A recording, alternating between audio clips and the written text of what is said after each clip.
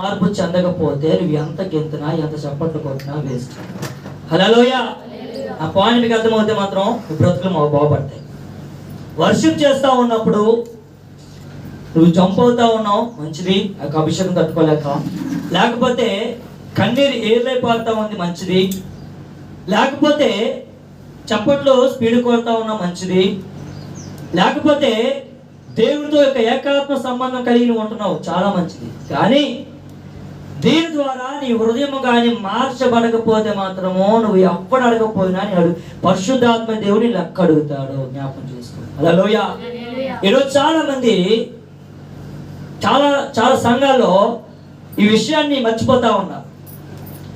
దేవుడు తాకాడు బ్రదర్ అంటారు. మరి తాకినప్పుడు ఏదో క్రియలేవి. మన శుక్రవారం కోసం ఇదే టాపిక్ వాక్యం చెప్పాను.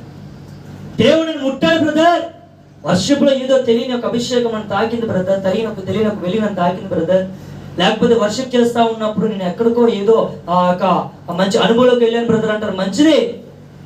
తాకినప్పుడు నీలో క్రియా ఫలితం ఏది? ఇది నేను అడగకపోవచ్చు. పరిశుద్ధాత్మ దేవుడిని అడుగుతాడు, నీ హృదయాన్ని అడుగుతాడు, నీ మనసును అడుగుతాడు. నువ్వు పడుకుంటున్నప్పుడు నీ గుండె మీద చేసుకున్నప్పుడు పరిశుద్ధాత్మ దేవుడు ఇదే అడుగుతాడు. హల్లెలూయా. ఈరోజు చాలా